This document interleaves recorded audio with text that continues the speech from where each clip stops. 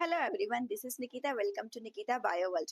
Friends, हमने हमारे body के ऑर्गन्स को समझना स्टार्ट किया था। एक ऐसी पूरी सीरीज हमने स्टार्ट की थी जिसमें हमने बॉडी के बहुत सारे ऑर्गन्स को कवर किया था। हमने हार्ट को देख लिया, हार्ट के स्ट्रक्चर को पढ़ लिया है, स्टमक के अंदर कौन कौन से सेल्स होती हैं, उनके फंक्शन क्या होते हैं, मतलब बहुत सारे ऑर्गन्स को हम कंप्लीट कर चुके।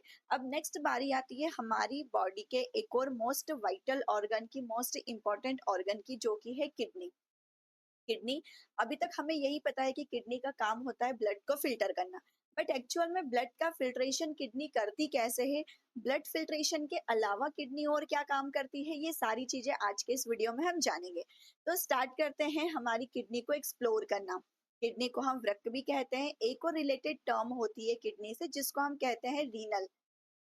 अर्लियर वीडियोस में मैंने आपसे बताया है, जब भी हम बात करते हैं हार्ट की तो कार्डियो वर्ड यूज करते हैं, जब भी हम बात करते हैं लंग्स की तो पल्मोन्स वर्ड यूज करते हैं। लाइक दिस, जब हम किडनी का पढ़ेंगे, किडनी के बारे में एक्सप्लोर करेंगे, समझेंगे, तो कई बार हमें वर्ड मिलेगा रीनल।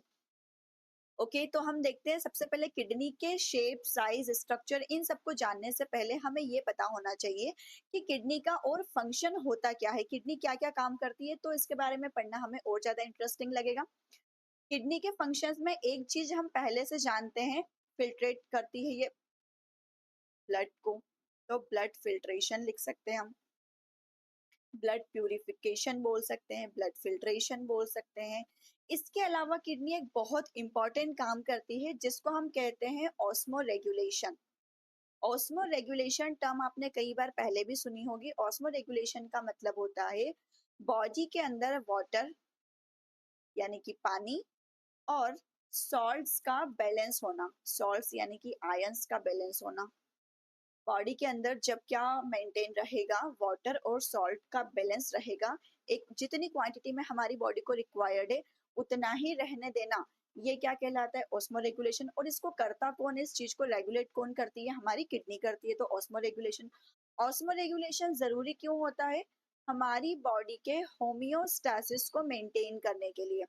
होमियोस्टेसिस का मतलब होता है बॉडी का जो भी इंटरनल एनवायरनमेंट होता है, बॉडी का जो भी इंटरनल एनवायरनमेंट होता है, उस कंडीशन को बैलेंस रखना, मेंटेन रखना, एक ही जगह पर फिक्स रखना। क्या आता है इंटरनल एनवायरनमेंट में, हमारी बॉडी के अंदर ब्लड का पीएच हो, चाहे किसी और एंजाइम का पीएच हो, बॉडी के अंदर वाटर का बैलेंस हो, सॉल्ट्स का बैलेंस हो, बॉडी का टेम्परेचर हो,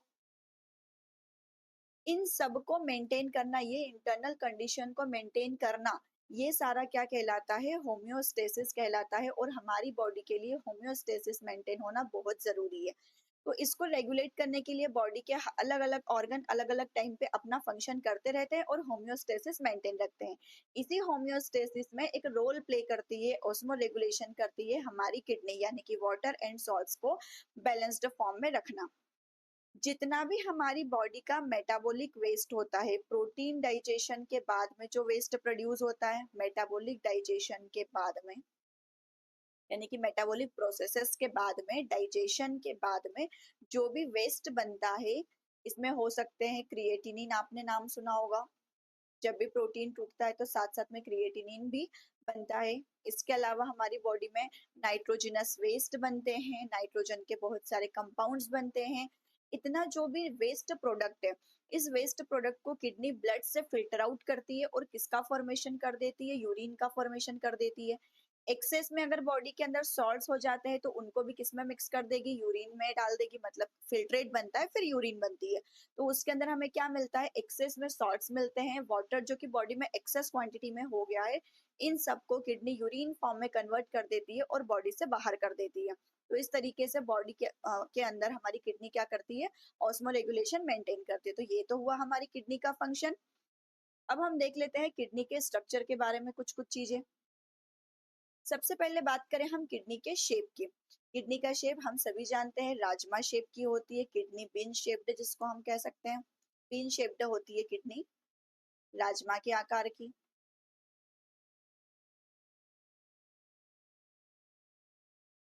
अगर हम किडनी के साइज की बात करें, किडनी जो हमें कुछ ऐसी दिखाई देती है, इस किडनी के जो स्ट्रक्चर है, इसको हम लेंथ, इसकी विड्थ और इसकी थिकनेस तीनों की बात करते हैं। जो मैं डाटा यहाँ पे लिख रही हूँ ये एनसीईआरटी का है, सो दैट आपको ये इजीली याद भी हो जाए और आप इसमें कंफ्यूज भी ना हो, कहीं और से आप इस डेटा को नहीं भी देखेंगे तो चलेगा।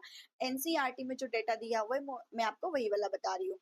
लेंथ इसकी हमें मिलती है, अच्छा यहाँ पर आप याद रखने का एक तरीका बता रही हूँ मैं, आप याद रख सकते हो 2, 3, 5, 7 एंड 10, 12। 2 से 3, 5 से 7, 10 से 12। अब हमें इतना तो पता ही है कि थिकनेस है तो थिकनेस लेंथ से तो कम ही होगी, विड्थ से भी कम होगी। तो जो इसकी थिकनेस होती है, जो मोटाई होती है वो 2 से 3 सेंटीमीटर होती है। इसकी जो चौड़ाई होती है वो 5 से 7 सेंटीमीटर होती है। और जो लंबाई होती है किडनी की वो हमारी होती है 10 से 12 सेंटीमीटर। इसके वेट की बात करें, यहाँ पर लिखा नहीं है, हम यहाँ लिख लेते हैं। किडनी का जो नॉर्मल वेट होता है वो आपको मिलेगा 120 ग्राम से 170 ग्राम तक। ये नॉर्मल हमारी किडनी का वेट होता है। कलर कैसा होता है किडनी का? रेडिश ब्राउन कलर ये हमें मिलती है, रेडिश ब्राउन कलर, लाल भूरे रंग में। क्योंकि ये विसरल ऑर्गन है, ब्लड इसके अंदर भी जाता है, तो विसरल ऑर्गन का कलर जनरल जनरल हमेशा हमें रेडिश ब्राउन ही मिलता है। अब किडनी की लोकेशन की बात करें, इसमें कई लोगों को डाउट रहता है कि ये हमारी बॉडी की वेंट्रल साइड पर प्रेजेंट होती है। वेंट्रल साइड का मतलब होता है जिस साइड हमारा हार्ट प्रेजेंट होता है। जो हमारी फ्रंट साइड होती है इसको वेंट्रल कहते हैं। जहां हमारी बैकबोन प्रेजेंट होती है, जो हमारा बैक साइड एरिया होता है, उसको हम डोर्सल साइड कहते हैं, पृष्ठ साइड कहते हैं। तो जो किडनीज होती है वो वेंट्रल साइड में नहीं होती है, किडनीज डोर्सल साइड में होती है। तो जब मैंने आपको लंग्स पढ़ाया था और जब मैंने आपको रिबकेज के बारे में बताया था, तब मैंने आपसे कहा था दो फ्लोटिंग रिब्स होती है, two pair of floating ribs होती है, जो हमारी किडनी को प्रोटेक्ट करती है, बैक साइड से हमारी किडनी को प्रोटेक्ट करती है। तो लोकेशन में, एग्जैक्ट लोकेशन में आपको बता रही हूँ। जो लास्ट थोरेसिक वर्टिब्री होती है, लास्ट थोरेसिक वर्टिब्री बता रही हूँ मैं आपको ये क्या है। लास्ट थोरेसिक वर्टिब्री ये दो के बीच में होती है, एक तो हमारी लास्ट थोरेसिक वर्टिब्री एंड जो थर्ड लंबर वर्टिब्री होती है, इसके बीच में मिलती है हमें किडनी। ये थोरेसिक वर्टिब्री, लंबर वर्टिब्री, ये क्या होता है? जो हमारी बैकबोन होती है, जो हमारा वर्टिब्रल कॉलम होता है, वो किस रीजन में प्रेजेंट है, उसकी कौन सी वर्टिब्री कौन से रीजन में आ रही है। जैसे मैंने आपसे कहा था ह्यूमन बॉडी का जो चेस्ट वाला एरिया जहाँ पर लंग्स होते हैं, हार्ट होता है, इसको हम क्या नाम देते हैं? अगर किसी ह्यूमन बॉडी की हम बात करें तो यहाँ वाला ये जो एरिया होता है इसको हम क्या नाम देते हैं? थोरेसिक कैविटी नाम देते हैं। थोरेसिक कैविटी के यहाँ पर डायफ्राम नाम का एक मसल प्रेजेंट होता है, डोम शेप्ड मसल होती है, और यहाँ वाला जो एरिया होता है इसको हम एब्डोमिनल कैविटी कहते हैं, इसको थोरेसिक कैविटी कहते हैं। जस्ट ऐसा ही पीछे जो बैकबोन जहाँ पर प्रेजेंट होती है, मान लीजिए बैकबोन की कुछ वर्टिब्रीज यहाँ आ रही है तो हम उनको थोरेसिक वर्टिब्री कहते हैं। जो यहाँ आ रही है उनके कुछ अलग नाम होंगे, जो पेल्विक रीजन में आ रही, पेल्विक रीजन से ऊपर आ रही है उनके कुछ अलग नाम है। तो हमें ये याद रखना है कि वर्टिब्रल कॉलम का जो थोरेसिक चेम्बर में वर्टिब्री प्रेजेंट है, उसकी जो लास्ट वर्टिब्रा है वहां से लेकर के जो लंबर एरिया है वहां की जो थर्ड नंबर की वर्टिब्री होती है, इनके बीच में हमारी क्या प्रेजेंट होती है? किडनीज प्रेजेंट होती है। कौन सी साइड पर प्रेजेंट होती है? तो डोर्सल साइड पर होती है, यानी कि जिस साइड हमारा बैकबोन प्रेजेंट है उस साइड हमारी किडनीज प्रेजेंट रहती है। तो ये आप इसकी लोकेशन में याद रखेंगे। इसको एक बार और क्लियर करके मैं आपको बता देती हूँ।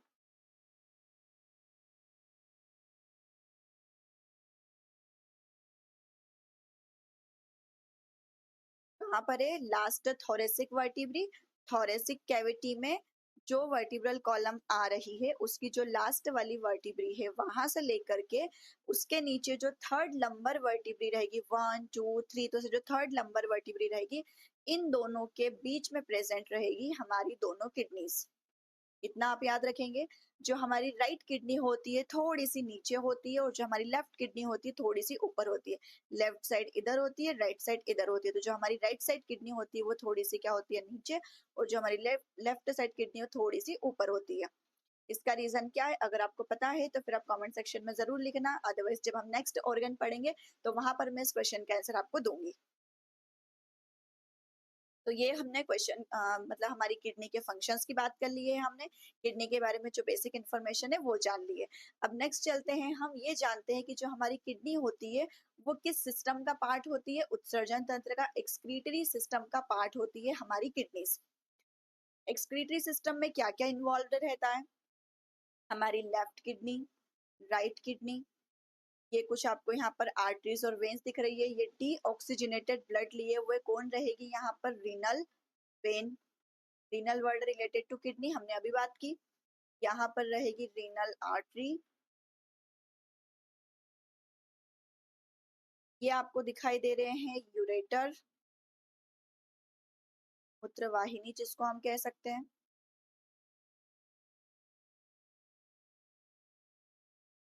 ठीक है, ये तो आप रीनल आर्टरी वेन समझ जाएंगे। फिर यहाँ पर है यूरिनरी ब्लैडर,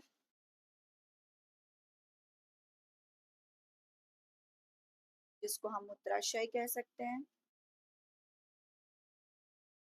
और लास्ट यहाँ पर जो ओपनिंग प्रेजेंट होती है इसको हम यूरेथ्रा कहते हैं, मूत्र मार्ग जिसको हम कह सकते हैं। किडनी के ऊपर आपको ये जो पिंक कलर का स्ट्रक्चर दिखाई दे रहा है ये होती है एड्रिनल ग्लैंड।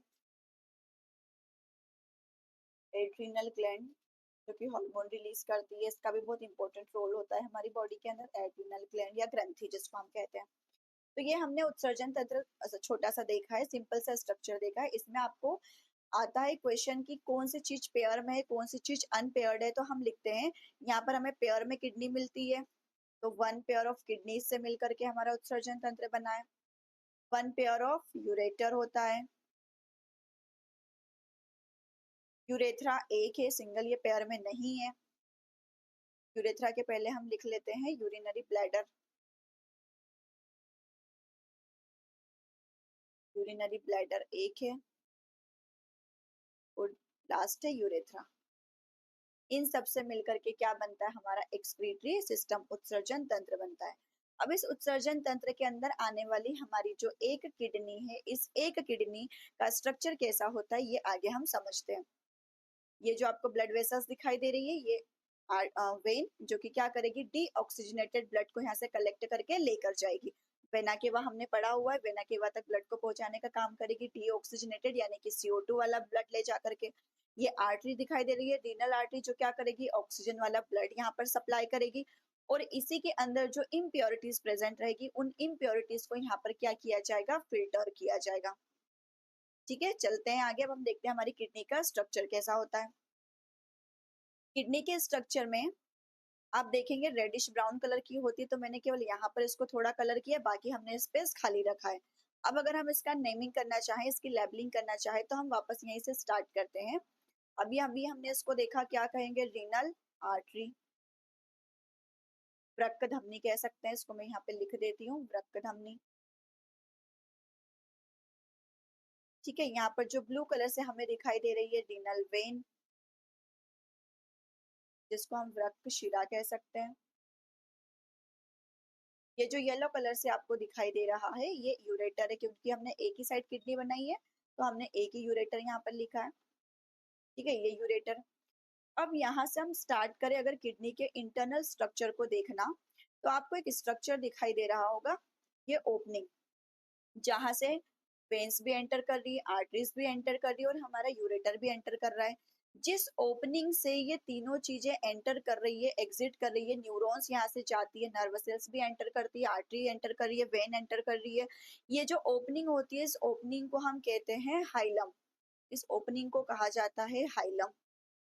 जो हमारी किडनी होती है, किडनी के ऊपर एक टफ स्ट्रक्चर पाया जाता है जो हमारी किडनी को प्रोटेक्ट करने का काम करता है। इसको हम कहते हैं रिनल कैप्सूल या फिर सिर्फ कैप्सूल कह सकते हैं। हमें ये पता है जितने भी हमारी बॉडी के विसरल ऑर्गन होते हैं, इन विसरल ऑर्गन्स को प्रोटेक्ट करके रखने के लिए इनके ऊपर कवरिंग्स प्रेजेंट होती है। तो ये जो कवरिंग प्रेजेंट है जो हमारी किडनी को प्रोटेक्ट करती है, इसे हम क्या कहते हैं? Renal capsule. अब जो किडनी है, ये किडनी दो पार्ट्स में डिवाइडेड रहती है। ये वाला एक खाली स्पेस आपको दिखाई दे रहा होगा और एक स्पेस में आपको ये पिरामिड जैसे कुछ स्ट्रक्चर्स दिखाई दे रहे होंगे। जो ये बाहर का खाली स्पेस हमें दिखाई दे रहा है, इस खाली स्पेस को हम कहते हैं कॉर्टेक्स। कॉर्टेक्स वल्कुट जैसे कह सकते हैं, खाली स्पेस। और खाली स्पेस के अलावा ये जो पिरामिड लाइक स्ट्रक्चर हमें मिल रहे हैं, पिरामिड जैसे स्ट्रक्चर मिल रहे हैं, इन पिरामिड जैसे स्ट्रक्चर्स को हम कहते हैं मेडुलरी पिरामिड। क्योंकि ये मेड्यूला के अंदर प्रेजेंट होते हैं तो इनको हम क्या कहते हैं? Medullary pyramids. ये मेड्यूलरी पिरामिड्स जिस एरिया में प्रेजेंट है ना, उस एरिया को हम दूसरा नाम देते हैं, उसे हम कहते हैं मेड्यूला। इसीलिए मेड्यूला में जो पिरामिड प्रेजेंट है उनको हमने क्या नाम दिया, मेड्यूलरी पिरामिड्स नाम दिया।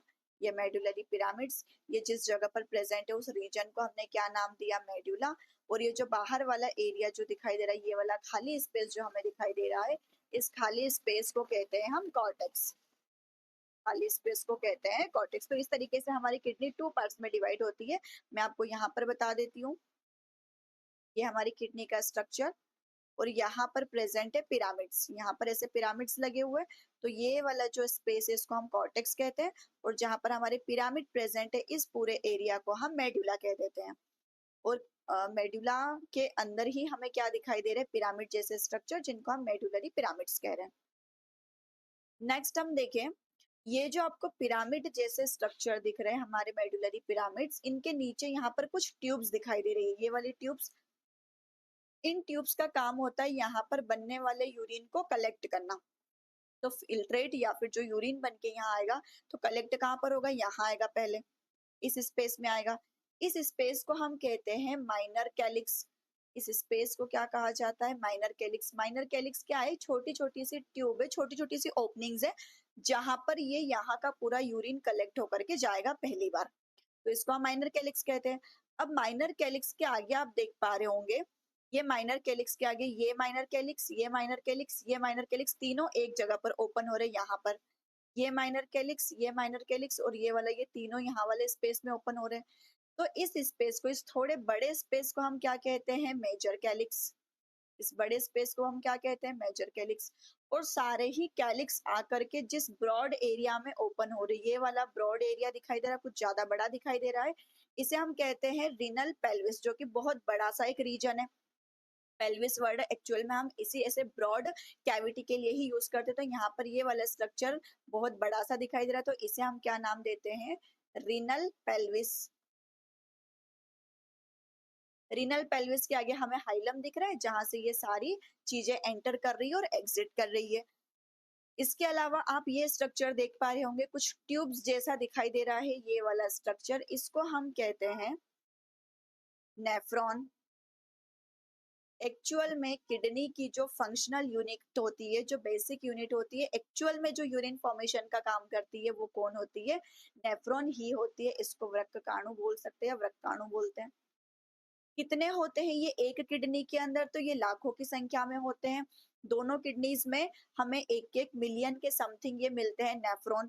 तो 10 लाख से भी ज्यादा इनका नंबर होता है, बहुत छोटे छोटे से होते हैं, माइक्रोस्कोपिक होते हैं। तो एक किडनी के अंदर हमें बहुत सारे नेफ्रॉन्स मिलते हैं, यही नेफ्रॉन्स हमारी किडनी की फंक्शनल यूनिट होते हैं।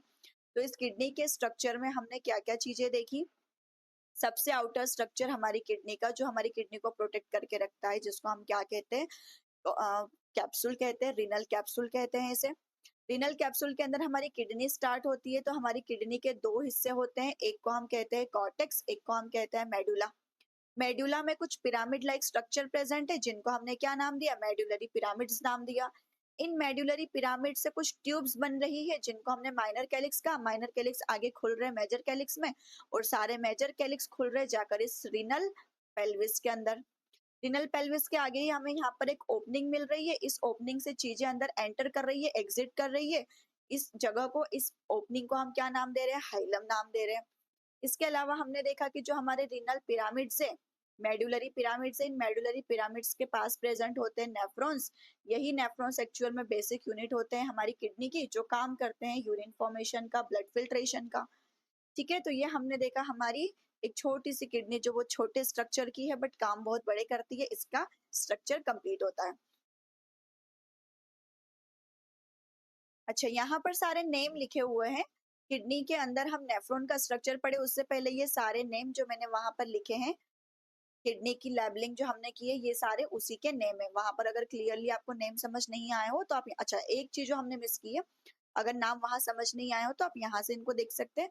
कॉलम ऑफ बर्टिनी, ये क्या होता है, इसको मैं आपको बता देती हूँ, यहाँ क्लियर जगह में हम देखते हैं। जैसे ये है हमारी किडनी, मैंने आपसे कहा कि यहाँ पर क्या प्रेजेंट होते हैं, पिरामिड स्ट्रक्चर प्रेजेंट होते हैं। ऐसे पिरामिड स्ट्रक्चर है। ये वाला जो हमारी किडनी का रीजन होता है इसको हमने क्या नाम दिया? कॉर्टेक्स रीजन नाम दिया, ये कॉर्टेक्स है। लेकिन ये जो 2 पिरामिड के बीच का ये वाला जो गैप हमें दिखाई दे रहा है, यहाँ पर भी ये जो कॉर्टेक्स वाला रीजन है ये 2 पिरामिड्स के बीच भी घुस जाता है। 2 पिरामिड के बीच में ये अंदर चला गया। ये 2 पिरामिड इनके बीच में यहाँ पर भी क्या चला गया है? कॉर्टेक्स वाला रीजन। तो हमें कुछ ये कॉलम जैसा दिख रहा है। अगर आप देख पा रहे हो यहाँ से लेके यहाँ तक का स्ट्रक्चर कैसा दिख रहा है? कॉलम जैसा दिख रहा है। इन कॉलम्स के बारे में जो बताने वाले साइंटिस्ट थे वो कौन थे? बर्टीनी। साइंटिस्ट का नेम है बर्टीनी, इसीलिए इन कॉलम्स को क्या नाम दे दिया जाता है? Column of बर्टीनी। Column of बर्टीनी। ये क्या है? ये कुछ भी नहीं है, जो हमारा कॉर्टेक्स रीजन है, कॉर्टेक्स रीजन 2 पिरामिड के बीच में जो धंसा हुआ पार्ट है उसको हमने कॉलम नाम दिया। जिस साइंटिस्ट ने बताया वो बर्टीनी थे, इसलिए इनको कह दिया गया कॉलम ऑफ बर्टीनी। आप इस डायग्राम में भी देख पा रहे होंगे, ये यहाँ पर मैंने बनाया हुआ है ये रीजन। ठीक है, ये कॉर्टेक्स कहाँ पर धस चुका है? 2 पिरामिड के बीच में यहाँ पर। तो हमने इसको क्या नाम दे दिया है? Column of बर्टीनी। आई होप आप समझ पाए होंगे पूरे स्ट्रक्चर को। अब आगे चलते हैं, ये नेमिंग हमने देख ली है।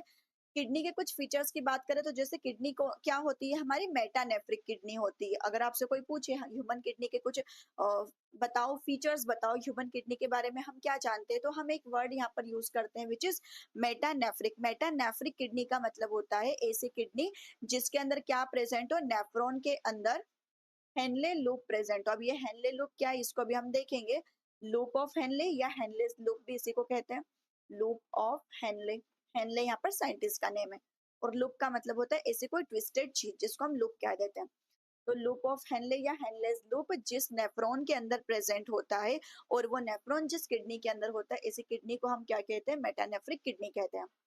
आपने कई बार नाम सुना होगा यूरिकोटैलिक, अमोनोटैलिक, यूरियोटैलिक। तो उसमें से ह्यूमंस क्या है? ह्यूमंस होते हैं यूरियोटैलिक। यूरियोटैलिक का मतलब होता है ऐसे ऑर्गेनिज्म जो वेस्ट प्रोडक्ट के फॉर्म में अपनी बॉडी से क्या एक्सक्रीट करते हैं? वेस्ट प्रोडक्ट के फॉर्म में क्या बॉडी से निकालते हैं? यूरिया। बहुत ज्यादा टॉक्सिक है यूरिया, नहीं होता है। अमोनिया बहुत ज्यादा टॉक्सिक होता है। अमोनिया को बॉडी से बाहर निकालने के लिए बहुत ज्यादा क्वांटिटी में वाटर रिक्वायर्ड होता है, इसीलिए अमोनिया किनके अंदर वेस्ट है? जो ऑर्गेनिज्म पानी के अंदर रहते हैं, जो एक्वेटिक ऑर्गेनिज्म होते हैं, उनके अंदर जो वेस्ट प्रोडक्ट बनता है वो किस फॉर्म में बनता है? अमोनिया के फॉर्म में। तो वो अपनी बॉडी से आराम से अमोनिया को निकाल सकते हैं। क्यों? क्योंकि अमोनिया को निकालने के लिए बहुत ज्यादा वाटर चाहिए, और वो तो कैसे ऑर्गेनिज्म है? एक्वेटिक ही है, वाटर में ही रहते हैं, तो वो इजीली इसको निकाल पाते हैं। लेकिन जो लैंड ऑर्गेनिज्म होते हैं, बर्ड्स हो गए, रेप्टाइल्स हो गए, ह्यूमंस हो गए यानी कि मैमल्स, तो ये जिस जगह पर रहते हैं वहां पर वाटर उनकी बॉडी के अंदर इतना नहीं रहता है। तो इतने टॉक्सिक मटेरियल को हम हमारी बॉडी से एक्सक्रीट नहीं कर सकते हैं, इसीलिए हमारा वेस्ट प्रोडक्ट जो होता है वो क्या होता है? यूरिया होता है। यूरिया को रिमूव करना क्या कहलाता है? ऐसे ऑर्गेनिज्म को हम क्या कहते हैं? यूरियोटैलिक कहते हैं। और इस प्रोसेस को क्या कहते हैं? यूरियोटैलिस्म कहते हैं। इस फिनोमिना को क्या कहते हैं? यूरियोटैलिस्म कहते हैं। तो ह्यूमंस क्या है? यूरियोटैलिक है। और ह्यूमंस के अंदर किडनी कैसी होती है? मेटानेफ्रिक होती है। चलते हैं आगे, अब देखते हैं हम नेफ्रॉन का स्ट्रक्चर। जो अभी हमने देखा कि हमारी एक किडनी के अंदर मिलियंस में नेफ्रॉन हो सकते हैं, तो इस एक नेफ्रॉन का स्ट्रक्चर कैसा होता है इसको समझते हैं। इस नेफ्रॉन के स्ट्रक्चर में, just a minute, okay, nephron के स्ट्रक्चर में अगर हम बात करें, पहले तो हम इसके लिए लिख लेते हैं, ये बेसिक यूनिट है, फंक्शनल यूनिट है। एक्चुअल में काम यही करता है, जैसे हमारी पूरी बॉडी की फंक्शनल यूनिट कौन होती है? सेल होती है। सेल ही एक्चुअल में काम करती है, वैसे ये नेफ्रॉन फंक्शनल यूनिट होती है हमारी किडनी की। अगर इसकी नेमिंग की हम बात करें, तो ये आपको जो रेड कलर में दिखाई दे रहा है, ये स्ट्रक्चर है ब्लड वेसल्स का ग्रुप। ब्लड वेसल्स का एक बंच है। इस ब्लड वेसल के बंच को हम एक नाम देते हैं ग्लोमेरुलस। इस ब्लड वेसल के ग्रुप को हम क्या नाम देते हैं? ग्लोमेरुलस। ये ग्लोमेरुलस जिस स्ट्रक्चर के अंदर हमें दिखाई दे रहा है, ये वाला, ये कुछ कप शेप्ड दिखाई दे रहा है। इस कप शेप्ड स्ट्रक्चर को हम कहते हैं Bowman's capsule. Cup shaped structure को हम क्या कहते हैं? Bowman's capsule. बॉमेन अगेन यहाँ पर साइंटिस्ट का नेम है। बॉमेंस कैप्सूल, कैप्सूल कप जैसा स्ट्रक्चर यहाँ पर हमें दिख रहा है, इसको हम कहते हैं बॉमेंस कैप्सूल। ये टफ्ट है ग्लोमेरुलस। आगे हमको एक ट्यूब जैसा स्ट्रक्चर दिख रहा है, ये यहाँ से पूरी ट्यूब स्टार्ट हो जाती है। एक ट्यूब जैसा स्ट्रक्चर दिख रहा है जो कुछ ऐसा फोल्ड हो चुका है। ट्यूब की ही फोल्डिंग को हम एक नाम दे रहे हैं जिसको कहते हैं प्रॉक्सिमल कॉन्वोल्यूटेड। इसका मतलब समझा रही हूँ मैं आपको। Proximal convoluted tubule. प्रॉक्सिमल का मतलब है यहाँ पर पास, पी से पास, प्रॉक्सिमल पास। कॉन्वोल्यूटेड का मतलब होता है ट्विस्टेड। जो कैसा आपको यहाँ पर दिख रहा है, ये हमारी जो ट्यूब है ये ऐसे कुछ ट्विस्ट हो गई है, इसको हम कॉन्वोल्यूटेड कहते हैं। और ट्यूबिल क्योंकि ये ट्यूब है। प्रॉक्सिमल पास जो हमने बात की, तो किसके पास की बात हो रही है? बॉमन्स कैप्सूल के पास की बात हो रही है। बॉमन्स कैप्सूल के सबसे पास में हमें ये ट्यूब दिखाई दे रही है, इसलिए हमने इसको क्या कहा? प्रॉक्सिमल कहा। आगे ये जो आपको एक लूप जैसा स्ट्रक्चर दिखाई दे रहा है, बोला था मैंने आपको ऐसा लूप जैसा स्ट्रक्चर, इसको ही हम क्या कहते हैं? Henle's loop. Henle again scientist है, या फिर इसी को हम कहते हैं लूप ऑफ हेनले। इसके बाद ये वापस से स्ट्रक्चर हमें दिख रहा है जो वापस ट्विस्टेड है, लेकिन अगर हम बात करें ग्लोमेरुलस से या बॉमन्स कैप्सूल से, तो उससे तो ये दूर है। तो उस कंडीशन में हम इसको क्या नाम दे देते हैं? Distal convoluted tubule. Distal convoluted tubule. और डिस्टल कॉन्वोल्यूटेड ट्यूब्यूल जहां जाकर के ज्वाइन हो रही है, जिस ट्यूब से ज्वाइन हो रही है, इस ट्यूब को हम क्या कहते हैं? Collecting duct. जो एक्चुअल में यूरिन का फॉर्मेशन होगा उसको ये कलेक्ट करेगी, तो collecting duct. Collecting duct nephron का पार्ट नहीं है, नीट एग्जामिनेशन में बहुत डीप में इसको पूछ लिया जाता है। तो ये जो नेफ्रॉन का पार्ट, हम इसको नहीं मानते, क्योंकि आप देख रहे हैं यहाँ पर भी ओपनिंग है, यहाँ पर भी ओपनिंग है, यहाँ पर भी ओपनिंग है। तो ये बहुत सारे नेफ्रॉन से अलग अलग जुड़ी हुई होती है, तो एक कलेक्टिंग डक्ट के अंदर बहुत सारे नेफ्रॉन से यूरिन बन के आ रहा होता है।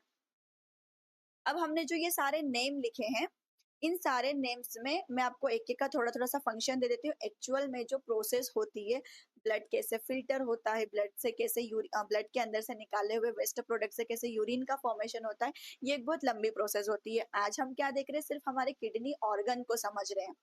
ये हमारी किडनी दिखाई कैसे देती है, इसके अंदर नेफ्रॉन कैसा दिखाई देता है, ये सारी चीजें, मैकेनिज्म हम नहीं पढ़ रहे। जब हम एक्सक्रीटरी सिस्टम, एक पूरा चैप्टर है हमारे पास 11th बायोलॉजी का, जब पढ़ेंगे उस चैप्टर को, तब ये पूरा मैकेनिज्म मैं आपको क्लियर करूंगी। हमने ये देखा जो बॉमेंस कैप्सूल है, बॉमेंस कैप्सूल एक कप शेप्ड स्ट्रक्चर है। होता क्या है? ये जो आर्टरी हमें दिखाई दे रही है, ब्लड वेसल्स है, मैंने आपसे कहा ये ब्लड वेसल्स का टफ्ट है जिसको ग्लोमेरुलस कह रहे हैं। तो जो ट्यूब एंटर कर रही है हमारे बॉमेंस कैप्सूल के पास, जो आर्टरी एंटर कर रही है, उसको हम कहते हैं efferent arteriole. Artery, arteriole, vein, venules, ये सब क्या होती है ये मैं आपको किसी वीडियो में क्लियर कर दूंगी, जब आपको समझ में आ जाएगा कि आर्टरियोल्स क्या होता है। बट अभी के लिए मैं आपको बता देती हूँ, जो आर्टरी होती है थोड़ी सी थिक होती है, इससे exchange of blood, exchange of gases नहीं हो सकता है। तो ये क्या करती है? अपने आप को छोटी छोटी कैपिलरीज में तोड़ लेती है। इन कैपिलरीज को हम क्या बोलते हैं? आर्टरियोल्स। आर्टरीज क्या बनाती है? आर्टरियोल्स बनाती है, मैंने लिखा है यहाँ पर। वेन भी मोटी होती है, थिक होती है, exchange of gases, exchange of material नहीं हो सकता, ये भी अपने आप को छोटी छोटी कैपिलरीज में तोड़ लेती है, जिनको हम वेन्यूल्स कह देते हैं। वेन्यूल्स कह देते हैं या वेन्यूल्स कह देते हैं। तो ये जो आर्टरी आपको दिखाई दे रही है, इसको हम कहते हैं एफरेंट आर्टरियोल। आर्टरी आ चुकी थी, वो छोटे छोटे पार्टिकल्स में टूट चुकी है, कैपिलरीज में टूट चुकी है, तो अब उसको हम क्या नाम देंगे? आर्टरियोल नाम देंगे। ये बहुत सारे जो यहाँ पर आपको ग्रुप दिखाई दे रहे हैं, बंच दिखाई दे रहे हैं, यहीं से हमारा जो ब्लड है वो निकल रहा होगा। तो यहाँ पर तो पोर्स प्रेजेंट होते हैं, जिससे ये आराम से उसके अंदर जो छोटी छोटी मॉलिक्यूल्स होते हैं, माइक्रो मॉलिक्यूल्स होते हैं, वो छोटे छोटे मॉलिक्यूल्स छन के यहाँ आ जाते हैं। यहाँ पर पोडोसाइट स्ट्रक्चर प्रेजेंट होता है सेल्स का। यहाँ पर कुछ टिश्यूज प्रेजेंट होते हैं, सिंपल स्क्वेमस टिश्यूज की हम जब बात करते हैं तो वो यहाँ पर प्रेजेंट होते हैं। यहाँ से चीजें छन के यहाँ आती है। चीजें क्या छन के आएगी? जो काम की नहीं होगी हमारे ब्लड की। अभी इसके अंदर बहुत सारी काम की भी चीजें हैं, इसीलिए रीएब्जॉर्प्शन होता है। इसके अंदर हमारा फिल्ट्रेट घूम रहा होता है। बहुत सारी चीजें ऐसी होती है जो हमारे ब्लड के काम की होती है, लेकिन गलती से यहाँ आ चुकी है, तो उनको वापस से क्या कर लिया जाता है? रीएब्जॉर्ब कर लिया जाता है। रीएब्जॉर्ब कौन करता है? यहाँ पर बहुत सारी ब्लड वेसल्स और घूम रही होती है, कुछ इस तरीके से। तो ब्लड वेसल के अंदर वापस से इस फिल्ट्रेट में से कुछ जो काम की चीजें होगी, उनको क्या कर लिया जाएगा? रीएब्जॉर्ब कर लिया जाएगा। जो बचा हुआ प्रोडक्ट है वो आगे वापस जा रहा है। लास्ट में जो डीसीटी होता है, डीसीटी तक आते-आते हमारे ब्लड के अंदर जितनी भी इम्प्योरिटीज़ होती है, सारी छन चुकी होती है, सारी जो बेकार की चीज़ें होती है, हमने यहाँ पर निकाल ली है, नेफ्रॉन ने सारी बेकार चीज़ें निकाल ली है और डीसीटी के अंदर आते-आते अब इसके अंदर ये जो फ़िल्ट्रेट यहाँ पर बचा है, इसके अंदर कुछ भी काम की चीज़ नहीं होती है। अब इसको हम क्या कह सकते हैं? यूरिन कह सकते हैं। ठीक है, अब ये यूरिन कहाँ कलेक्ट होगी? कलेक्टिंग डक्ट के अंदर। तो ये जो एफरेंट आर्टरियोल है, इसके अंदर क्या आई थी? बहुत सारी इम्प्योरिटीज़ आई थी। यहाँ पर पूरी छन के नीचे आ चुकी है। अब जब ये आगे जाएगा ब्लड, तो ये आगे अब हम इसको क्या कहते हैं? एफरेंट आर्टरियोल की जगह पर अब हम इसको कहते हैं इफरेंट आर्टरियोल, इफरेंट आर्टरियोल। अब इस इफरेंट आर्टरियोल के अंदर कोई भी इम्प्योरिटीज नहीं है, सारी इम्प्योरिटीज को क्या कर लिया गया है? यहाँ पर निकाल लिया गया है और सारी इम्प्योरिटीज को अब आगे भेजा जा रहा है। यही आगे चल करके यही इम्प्योरिटीज के अंदर क्या होगा? वाटर होगे, वाटर होगा, बहुत सारे आयंस होंगे, नाइट्रोजनस वेस्ट होगा, यूरिया होगा, ये सारा यहाँ से कलेक्ट होकर के अब जा रहा है, कलेक्टिंग डक्ट के अंदर जाएगा। कलेक्टिंग डक्ट के बाद में हमारे यूरेटर के अंदर, यूरेटर के बाद में यूरिनरी ब्लैडर और यूरिनरी ब्लैडर के बाद यूरेथ्रा, देन बॉडी से बाहर हो जाएगा। पूरा सीक्वेंस अगर मैं आपको बताऊं तो इस स्ट्रक्चर में हमें समझ में आएगा। यहाँ इस स्ट्रक्चर में हमने यहाँ पर देखा था नेफ्रॉन, यहाँ पर हम नेफ्रॉन को बना लेते हैं। कुछ नेफ्रॉन यहाँ है, नेफ्रॉन से यूरिन बनने के बाद यहाँ आया, यहाँ के बाद माइनर कैलिक्स में, माइनर कैलिक्स से मेजर कैलिक्स में, मेजर कैलिक्स से रीनल पेल्विस में, रीनल पेल्विस से गया यूरेटर में। ये रहा यूरेटर, यूरेटर के बाद हमने देखा था यहाँ पर यूरिनरी ब्लैडर होगा, यहाँ यूरेथ्रा होगा, देन एक ओपनिंग होती है जिसके थ्रू बॉडी से ये यूरिन को बाहर कर दिया जाएगा। तो ये हमने देख लिया कुछ इस तरीके से हमारी किडनीज, हमारे नेफ्रॉन्स काम करते हैं। नेफ्रॉन के लिए आप एक बात याद रख सकते हो, नेफ्रॉन्स भी मिलियंस में होते हैं, ये चीज तो हमने देख ली थी।